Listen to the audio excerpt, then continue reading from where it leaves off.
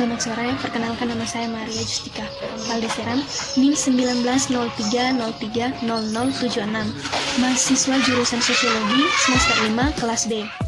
Pada materi ini saya membahas mengenai mata kuliah Masyarakat dan Kebudayaan Nusa Tenggara Timur untuk tugas mingguan pertama dengan judul Belajar dari Komunikator dan dalam Perubahan Sosial, yakni komunikasi, budaya, dan perubahan Asia.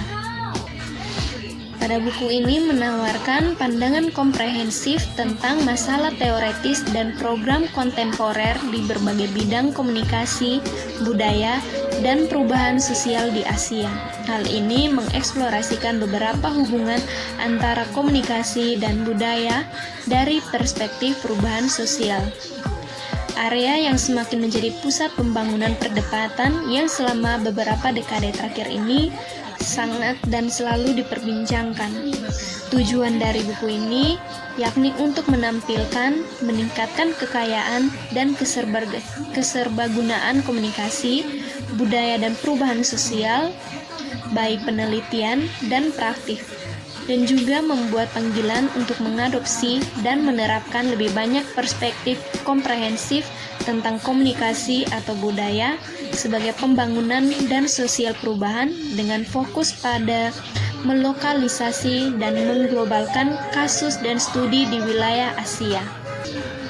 Beberapa pendapat para ahli mengenai komunikasi pembangunan ini yakni Carlos Eduardo Cortés adalah seorang jurnalis, profesor, dan komunikasi strategis, manajer proyek dengan keahlian lintas fungsi dalam ICT 4D.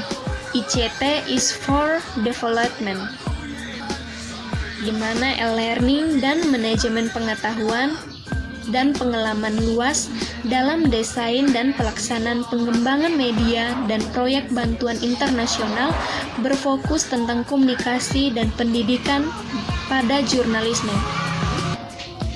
Menurut Brigitte Jaloff yang telah bekerja dengan komunikasi dan media untuk sekitar pembangunan selama 30 tahun terakhir, pekerjaan tersebut mencakup penjabaran, implementasi, dan evaluasi strategi pembangunan partisipatif, yakni bekerja untuk memperkuat kontributor, mengukir bidang komunikasi masyarakat, dan untuk pemberdayaan pembangunan di lebih dari 70 negara berbeda, di mana ia telah bekerja lebih banyak dari 300 realitas pembangunan yang berbeda-beda, dengan tujuan untuk memfasilitasi pemberdayaan, demokratisasi, dan perubahan sosial yang efektif.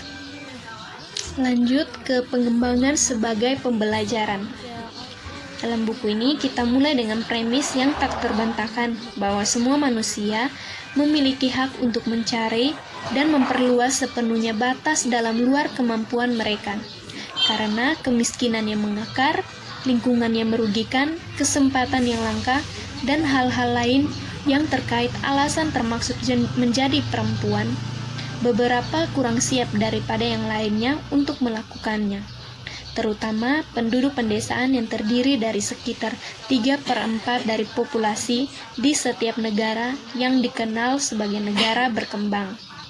Secara realitas, pemerintah tidak pernah memiliki kendali penuh atas kemajuan pembangunan warganya.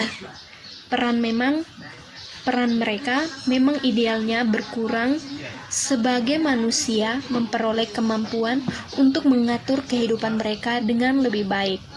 Mereka dapat mendukung dengan menyediakan informasi, sumber daya, dan peluang yang tidak dapat dikumpulkan oleh individu sendiri. Mereka dapat menciptakan iklim yang menguntungkan di mana orang dapat membuka sayap mereka. Tapi, pembangunan dilihat sebagai pertumbuhan kapasitas masyarakat untuk meningkatkan kehidupan mereka dan orang lain dengan sarana yang ada. Ada garis di mana pemerintah tidak memiliki otoritas moral atau kekuatan nyata untuk pergi. Intinya, dalam pembangunan, seperti yang telah dikatakan banyak orang sebelumnya, bahwa orang mengembangkan diri mereka sendiri. Pemerintah sebagai instrumen masyarakat hanya bisa mewujudkannya lebih cepat. Jika pembangunan diperspeksikan demikian, kebijakan paling masuk akal yang dapat dibuat oleh pemerintah adalah mereka yang memungkinkan warganya untuk belajar secara kreatif dari pengalaman mereka dan dari yang lainnya pada saat yang sama, yakni kebijakan tersebut memenuhi kebutuhan primer. Pengembangan kemudian menjadi pembelajaran sepanjang hayat yang dialami oleh setiap orang. Partisipasi di dalamnya bukan hak istimewa yang diberikan oleh pemerintah atas toleran, tetapi merupakan elemen proses yang tak terhindarkan. Demikian pula nilai-nilai kemandirian, inisiatif, dan kritis adalah intrinsik untuk hasil. Bagi pemerintah, negara berkembang, maka mengharapkan warganya sebagai peserta didik untuk secara pasif menyesuaikan diri, menyetujui tanpa berpikir, atau menerima tanpa pertanyaan adalah bertentangan dengan dirinya sendiri. Dengan pengembangan yang dilihat sebagai pembelajaran partisipatif, komunikasi terkait dengan itu tidak bisa kurang partisipatif atau pendidikannya yang pada akhirnya kurang berjalan dengan baik. 3 konsep komunikasi untuk pembangunan. Mungkin ini adalah waktu terbaik untuk mengatakan sesuatu tentang jurnalisme pembangunan, komunikasi pendukung pembangunan, dan komunikasi pembangunan seperti yang dipahami pada awalnya. 3 naungan satu sama lain menjadi produk dari pencarian umum untuk isi dan metode komunikasi yang lebih sesuai dengan keadaan masyarakat yang miskin yang sedang berjuang menuju kehidupan yang lebih baik. Ketiganya dimaksudkan untuk melawan ekonomi dan masalah sosial dengan informasi yang sebagian besar berasal dari sains. Jika pendukung mereka mengidentifikasi dengan kelompok lain selain komunikator profesional, itu dengan sosial ilmuwan hampir tidak sama dengan politisi. Tidak mudah dipahami atau diterima, baik bahwa Kementerian Informasi dan unit informasi kementerian lain dalam informasi pemerintah yang terdesentralisasi sistem ikut serta dalam tugas mewujudkan kondisi-kondisi ini bagi partisipasi rakyat. Tanggung jawab ini menempatkan fungsi interpretasi dan mediasi yang biasanya tidak diharapkan oleh informasi pemerintah atau diterima oleh mereka. Logika di balik fungsi-fungsi ini sebagian menjelaskan perbedaan antara komunikasi sampai petugas informasi pemerintah menerima dan menjalankan fungsi ini juga. Mereka tidak bisa mengakui sebagai komunikator pembangunan karena mereka belum mengerti sifat sebenarnya dari perkembangan komunikasi. Pertanyaan yang terdapat dalam buku ini, siapa komunikator pembangunan? Dengan penjelasannya, sebuah kata klarifikasi adalah dalam rangka pada saat ini, betapapun pentingnya petugas informasi di badan-badan pembangunan pemerintah bukan merupakan jumlah total komunikator dalam pembangunan. Apakah mereka menerima peran atau tidak, jurnalis pembangunan dengan menulis tentang pembangunan dan dengan berada dalam komunikasi profesi adalah komunikator pembangunan menurut definisi.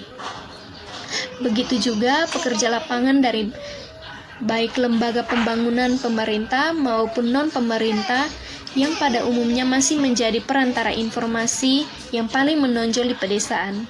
Begitu juga perencanaan komunikasi manajer, peneliti, praktisi, dan orang-orang kreatif lainnya yang menggunakan bakat mereka dalam komunikasi pribadi, kelompok, dan termediasi untuk pembangunan dengan memiliki tujuan yang sama.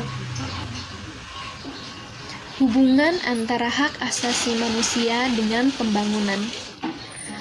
Komunikasi di sebagian besar Asia merupakan kebebasan sipil dan politik yang dihargai sebagai nilai-nilai fundamental. Di dalam negara-negara yang sistem hukumnya mengikuti tradisi Anglo-Saxon, mereka diabadikan dalam konstitusi sebagai tagihan hak sosial dan ekonomi, tapi mereka secara tegas didukung oleh negara-negara dengan pemerintahan kolektivis. Oleh karena itu, terbelah menjadi dua kubu ideologis atas masalah hak asasi manusia, dengan satu sisi menegaskan nilainya lebih yang lain. Terperangkap di tengah adalah negara-negara miskin yang diasuh secara intelektual, kebebasan sipil dan politik, tetapi dengan kebutuhan utamanya saat ini terletak pada dominan ekonomi dan kebebasan sosial. Kesimpulan, berdasarkan pengamatan dan pengalaman dari para ahli serta para pemikiran yang telah berkembang karena para ahli tersebut, komunikasi baik interpersonal, alternatif, atau massa memiliki peran penting dalam membawa perubahan sosial. Itu merupakan sesuatu hal yang diberikan oleh para ahli atau pendapat-pendapat para ahli yang begitu jelas dalam menentukan komunikasi yang paling cocok untuk proyek dan audiens tertentu yang paling sederhana, dengan menghemat biaya sarana untuk membuat dan mendistribusikan pesan, dan di luar membuat orang sadar bahwa dengan memberikan pengetahuan, menemukan strategi yang paling efektif dalam mengubah sikap mereka dan praktik. Memburuknya rasa otonomi yang praktisi Devkom dan peneliti pasti menghadapi atau mungkin terus menghadapi dengan banyak belahan bumi selatan di bawah pengusaha otoriter yang mengontrol pendanaan pemerintah, dan pada gilirannya keberadaan proyek Devkom yang berkelanjutan yang biasanya sangat tergantung pada dukungan negara yang sering dinodai dengan motif tersembunyi. Di sini menyimpulkan bahwa dari pengalaman dan perspektif ini, Devkom sebagai perwakilan penyaluran informasi dalam berbagai bentuk dan gaya melalui sarana interpersonal, alternatif, atau massa untuk membawa kesadaran akan masalah sosial dengan tujuan mengubah sikap dan praktik untuk kemajuan individu dan komunitas.